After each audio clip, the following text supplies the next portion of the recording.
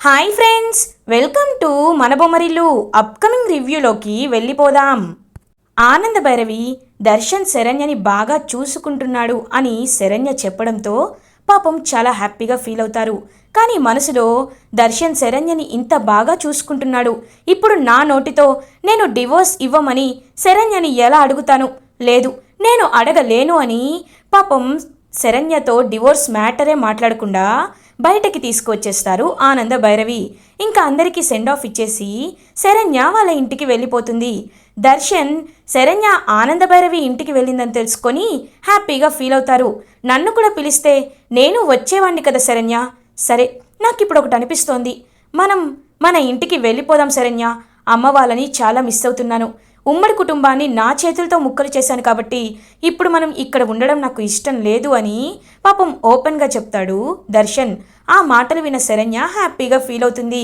ఏవండి, నేను ఇదే అనుకుంటున్నాను, వెళ్ళిపోదామండి, వెళ్ళిపోదాం అని లగేజ్ అంతా ప్యాక్ చేస్తూ హ్యాపీగా ఫీల్ అవుతుంది శరణ్య. ఇది ఇలా ఉండగా లహరి తన రూమ్లోకి వచ్చి, అసలు ఈ ప్రాబ్లమ్స్ అన్నీ నా వల్లే. మా వదిన సీతాదేవి లాంటిది, చాలా మంచిది. నా ప్రాబ్లమ్స్ వల్ల ఫ్యామిలీ మెంబర్స్ని బాధ పెడుతున్నాను, అన్నయ్యని వదినని బాధ పెడుతున్నాను. ఈ ప్రాబ్లమ్స్ అన్నీ వీళ్ళకి బాధ పెట్టే కంటే నేను చచ్చిపోవడమే కరెక్ట్ అని ఇంకా హ్యాండ్ కట్ చేసుకొని అలాంటి అటెంప్ట్ చేస్తుంది లహరి. వెంటనే రోహిత్ చూడడంతో లహరిని హుటాహుటిన హాస్పిటల్కి తీసుకువెళ్తారు ఆనంద భైరవి ఫ్యామిలీ. డాక్టర్ లహరికి ట్రీట్మెంట్ ఇస్తూ ఉంటారు. షీఈస్ అవుట్ ఆఫ్ డేంజర్, ఇప్పుడు మీరేమీ కంగారు పడాల్సిన అవసరం లేదు, కరెక్ట్ టైంకి తీసుకొచ్చారు కాబట్టి ఎక్కువగా బ్లడ్ లాస్ కూడా అవ్వలేదు అని చెప్తారు. పాపం లీలావతి, ఆనంద భైరవి అందరూ బాధపడుతూ ఉంటారు. చూసావా ఆనంద, లహరి ఎలాంటి అఘాయిత్యం చేసుకోబోయిందో? ఏదైనా నీ చేతిలోనే ఉంది ఆనంద అని మళ్ళీ లీలావతి వాళ్ళు బ్రెయిన్ వాష్ చేయాలనుకుంటూ ఉంటారు ఆనంద భైరవికి. ఇది ఇలా ఉండగా శరణ్య దర్శన్ కార్లో ఆనంద భైరవి వాళ్ళ ఇంటికి బయలుదేరుతారు.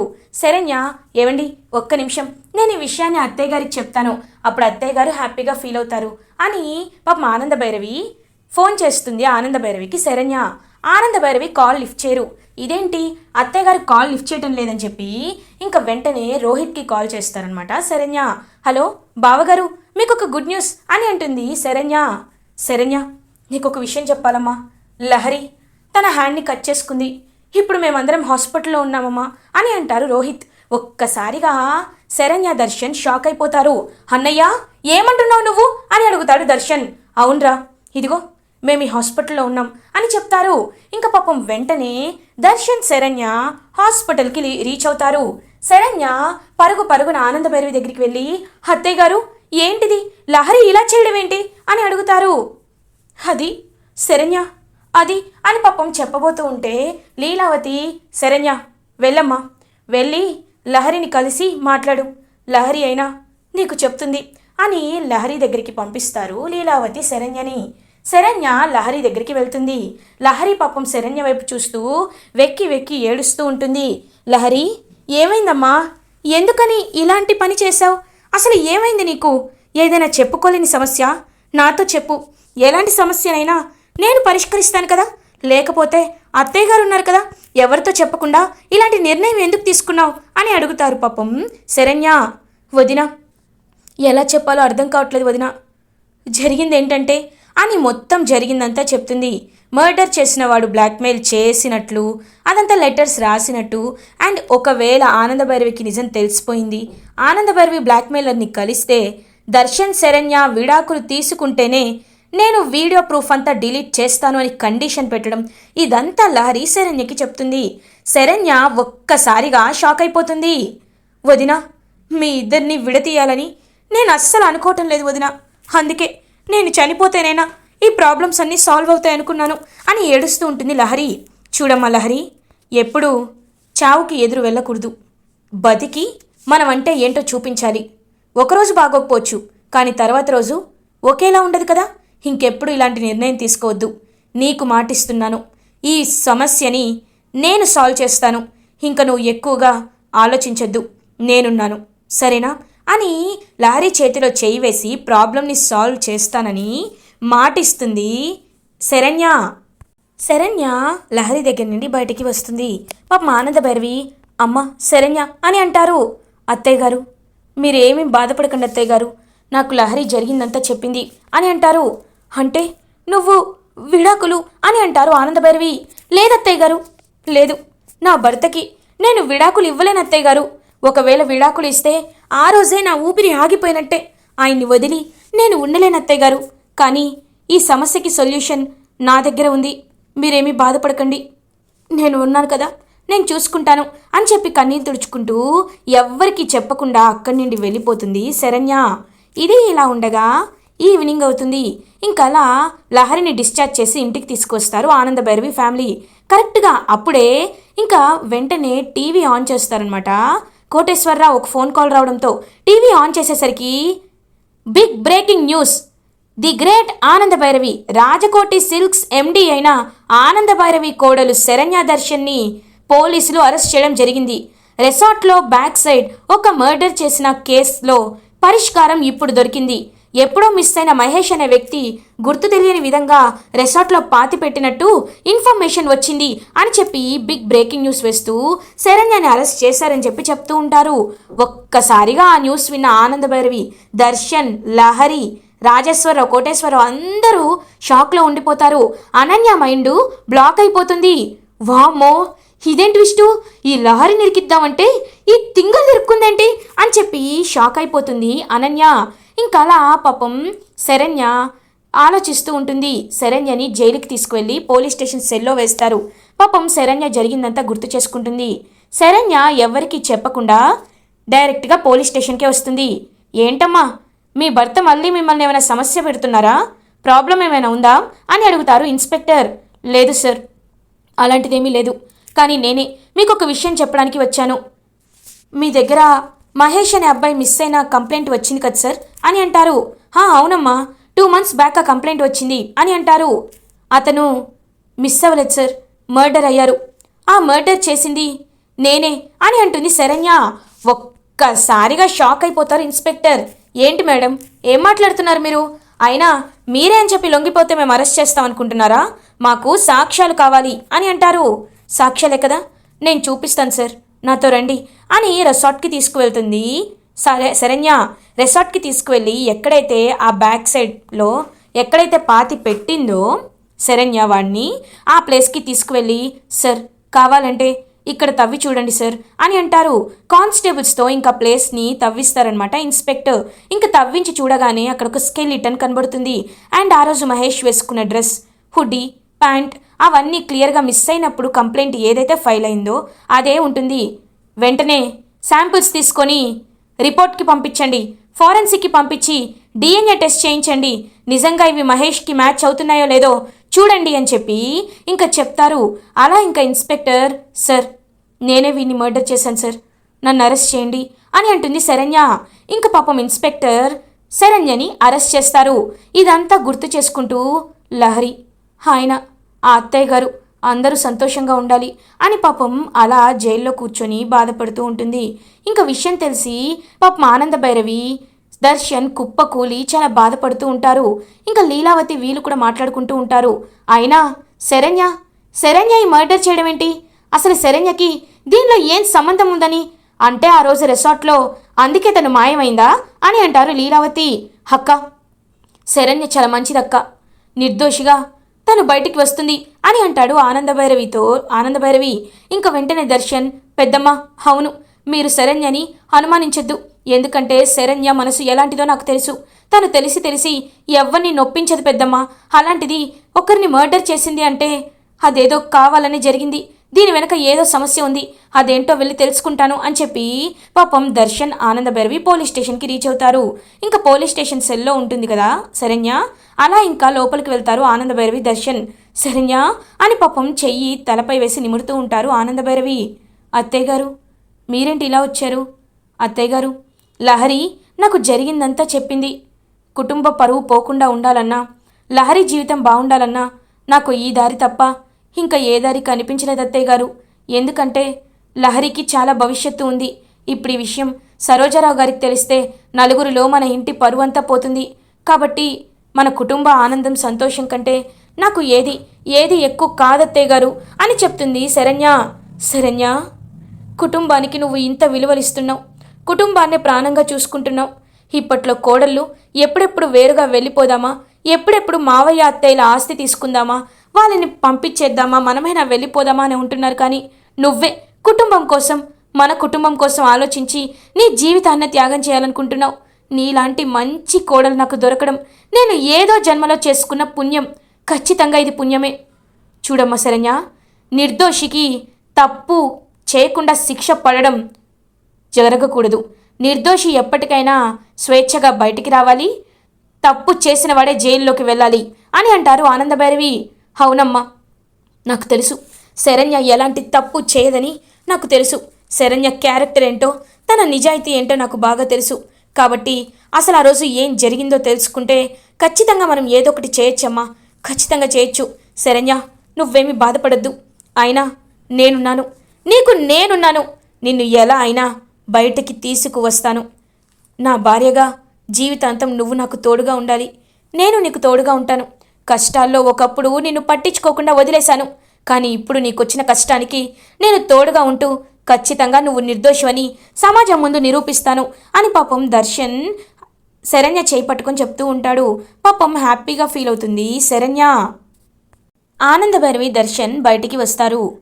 అమ్మా, ఏదో జరుగుతుంది, అది ఏంటో మనం తెలుసుకోవాలి అని అంటారు దర్శన్. అవును నాన్న, నాకు ఇప్పుడిప్పుడే అర్థమవుతుంది. ఇదంతా కావాలని పకడ్బందీగా అందరినీ కేసులో ఇరికించడానికి ఇలా చేశారు. అది ఎవరో ఏంటో తెలుసుకోవాలి. దర్శన్, నువ్వేమీ కంగారు పడద్దు, నేనున్నాను కదా, నేను చూసుకుంటాను. రా, ఇంటికి వెళ్దామని చెప్పి దర్శన్ ఆనందభైరవి ఇంటికి రీచ్ అవుతారు. ఆనందభైరవి లహరి దగ్గరికి వెళ్తుంది. లహరి పాపం చాలా బాధపడుతూ ఏడుస్తూ ఉంటుంది. ఇంకా వెంటనే లహరి దగ్గరికి వస్తారు ఆనందభైరవి. లహరి, నువ్వు ఎక్కువగా ఈ విషయాల గురించి ఆలోచించద్దని చెప్పాను కదా, సరే ఒకసారి నాకు జరిగింది చెప్పు. అసలు ఆ రోజు ఏం జరిగింది ఒక్కొక్క స్టెప్ డీటెయిల్డ్గా చెప్పు. నువ్వు ఏది నా దగ్గర దాచకూడదు.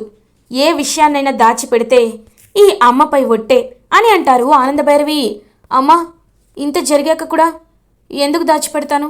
లేదమ్మా, దాచిపెట్టను అని ఫ్లాష్ బ్యాక్ అంతా జరిగింది చెప్తుంది. అసలు ఆ రోజు ఎందుకు నువ్వు అక్కడికి వెళ్ళావు?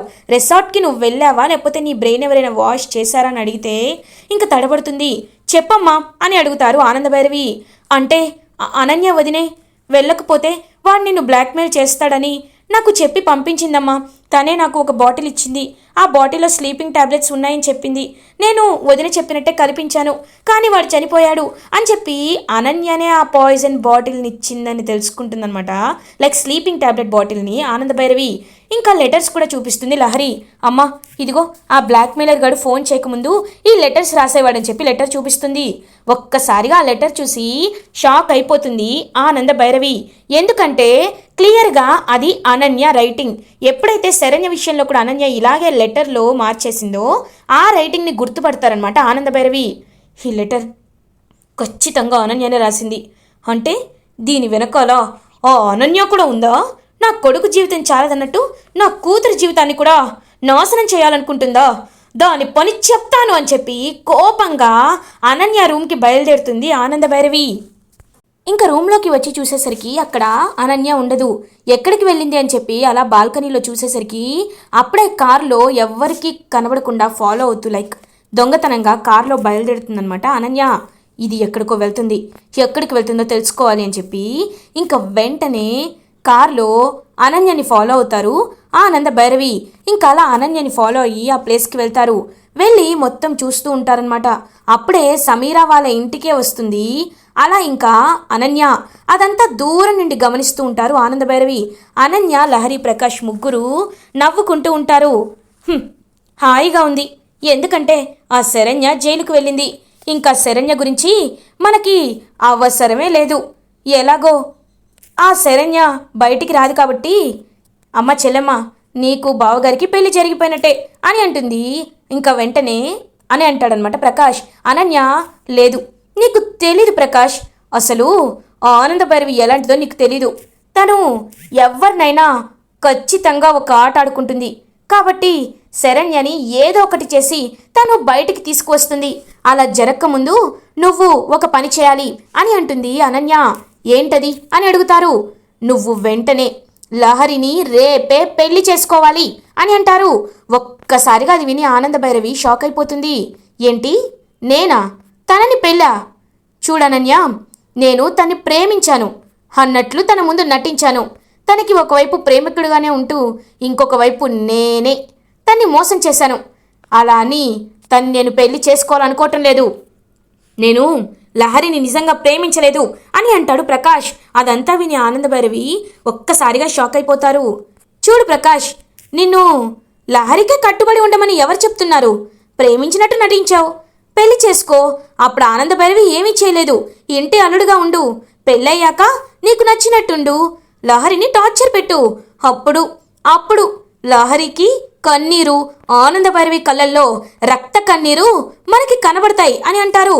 ఒక్కసారిగా షాక్ అయిపోతుందన్నమాట ఆనందభైరవి. ఇంకా వెంటనే అక్కడి నుండి వెళ్ళిపోతుంది. ఫోన్ చేసి రేపు గుడికి రమ్మని చెప్పు, సరేనా అని చెప్పి అక్కడి నుండి వెళ్ళిపోతారనమాట అనన్య. ఇది ఇలా ఉండగా ప్రకాష్ లహరికి కాల్ చేస్తాడు. హలో లహరి, నీ గురించి జరిగిందంతా విన్నాను. నాకు చాలా బాధగా ఉంది. పాపం మీ వదిన అరెస్ట్ అయిందంట కదా. చూడు, తన్ని బాధ పెట్టడం నాకు ఇష్టం లేదు. ఎవరు బాధపడకూడదు. కాబట్టి ఈ సమస్యలన్నిటికీ పరిష్కారం దొరకాలి అంటే ఖచ్చితంగా నువ్వు నన్ను పెళ్లి చేసుకోవాలి. మనిద్దరం పెళ్లి చేసుకుంటేనే అప్పుడు మన ప్రాబ్లమ్స్ అన్నీ సాల్వ్ అవుతాయి. కాబట్టి నీకు నచ్చని పెళ్లి చేసుకోవడం కంటే నన్ను చేసుకోవడమే నీకు ఇష్టం కదా. రేపు నేను చెప్పినట్టు ఈ గుడికి వచ్చేసే, మనం పెళ్లి చేసుకొని ఆనంద అత్తయ్య ఆశీర్వాదం తీసుకుందామని చెప్పి ఇంకా ఏదో ఒక రకంగా కన్విన్స్ చేస్తాడనమాట ప్రకాష్ లహరిని. సరే ప్రకాష్, నువ్వు చెప్తుంటే నాకు అదే నిజమనిపిస్తుంది. సరే, నేను రేపు గుడికి వస్తాను అని చెప్పి ఇంకా లహరి ఫిక్స్ అవుతుంది. ఇది ఇలా ఉండగా మార్నింగ్ అవుతుంది. లహరి పెళ్లి కూతురులాగా రెడీ అయ్యి గుడికి వెళ్తుంది. ఇంకా అలా ప్రకాష్ అయితే పెళ్లి కొడుకులా రెడీ అయ్యి లహరి ఎప్పుడు వస్తుందా అని వెయిట్ చేస్తూ ఉంటాడు. ఇంకా లహరి అక్కడికి రీచ్ అవుతుంది. రా, టైం అయిపోతుంది అని చెప్పి ఇద్దరు ఇంకా మంత్రాలు చదువుతూ ఉంటారు. లైక్ మంత్రాలు అయితే ఇంక చదువుతూ ఉంటారు పంతులు గారు. పెళ్లికి సిద్ధమవుతూ ఉంటారు. అప్పుడే అక్కడికి సమీర కూడా వస్తుంది. ఇంకా సమీరాని చూసి నువ్వు అని అంటుంది లహరి. తను నా చెల్లెలే అని అంటాడు ప్రకాష్. ఇంకా కరెక్ట్గా అలా పెళ్లి జరుగుతూ ఉంటే అక్కడికి ఒక కార్ వస్తుంది. అందరూ ఆ కార్ వైపు చూసేసరికి ఆనంద భైరవి. ఒక్కసారిగా షాక్ అయిపోతుంది లహరి. ఏంటమ్మా లహరి, పెళ్లి చేసుకోవాలనుకుంటున్నావా? నిన్ను ఎంత కాపాడదాం అనుకుంటున్నా సరే వీడిని పెళ్లి చేసుకోవాలనుకుంటున్నావా? సరే చేసుకో. నేను కొన్ని విషయాలు చెప్తాను, అవి విన్న తర్వాత చేసుకో. అసలు నీ పక్కన కూర్చున్నాడే ఈ ప్రకాష్ ఎవరో తెలుసా? నీ వీడియోలు నా దగ్గర ఉన్నాయని బ్లాక్మెయిల్ చేసిన బ్లాక్మెయిలర్ గాడే ఈ ప్రకాష్ అని గట్టిగా చెప్తారు ఆనందభైరవి. ఒక్కసారిగా షాక్ అయిపోతుందనమాట లహరి. ఇంకప్పుడే రోహిత్ కూడా అక్కడికి వస్తాడు. వెంటనే ప్రకాష్ని పట్టుకొని కాలర్ పట్టుకొని బాగా కొట్టి, రేయ్ ఎందుకురా నా చెల్లెల జీవితంతో, నా మరదలు నా తమ్ముడు జీవితంతో ఆడుకుంటున్నారు, నిన్ను ఇలా కాదురా అని చెప్పి బాగా కొడతాడనమాట ప్రకాష్ని రోహిత్. ఇంకా గన్ పాయింట్ బ్లాక్లో పెట్టి, నిజం చెప్పు, ఆ రోజు ఆ మహేష్ అనే ఎదవని ఎవర్రా చంపింది? చెప్తావా చంపేయమంటావా అని చెప్పి గట్టిగా అడిగేసరికి ఇంకా చెప్తాడనమాట ప్రకాష్. వద్దు, ప్రాణం కంటే ఏది ఎక్కువ కాదు, చెప్పేస్తాను. దర్శన్ సమీరని పెళ్లి చేసుకోలేదని నేనే ఒక ప్లాన్ వేశాను. నేనే లహరిని ట్రాప్ చేసి ప్రేమిస్తున్నానని నాటకం ఆడి తనతో క్లోజ్ అయ్యి ఆ ఫోటోలు ఒకరిని కావాలని తీయమని చెప్పి బెదిరించేటట్టు చేసి, అప్పుడు ఆ రోజు తను స్లీపింగ్ ట్యాబ్లెట్సే తెచ్చింది. కానీ ఆ బాటిల్ని నేనే మార్చేశాను, పాయిజన్ బాటిల్లా చేసేశాను. కాబట్టి తనకు తెలియకుండా జ్యూస్లో కలిపింది. వాడు చనిపోయాడు. తర్వాత నేను వెళ్ళిపోయాను, ఇంకా నాకు తెలియదు అని చెప్పి మొత్తం నిజాన్ని ఒప్పుకుంటాడు ప్రకాష్. ఒక్కసారిగా ప్రకాష్ చెంప పగల కొడుతుంది లహరి. ఛీ దుర్మార్గుడా, నీలాంటి వాడిని ప్రేమించినందుకు నా చెప్పుతో నేనే కొట్టుకోవాలి. ఇంకొకసారి మా జీవితంలో కనిపించావో అని చెప్పి గట్టిగా వార్నింగ్ ఇస్తుంది లహరి. ఇంక ఇదంతా ప్రకాష్ నిజం చెప్పిందంతా వీడియో తీసుకుంటారనమాట ఆనందభైరవి.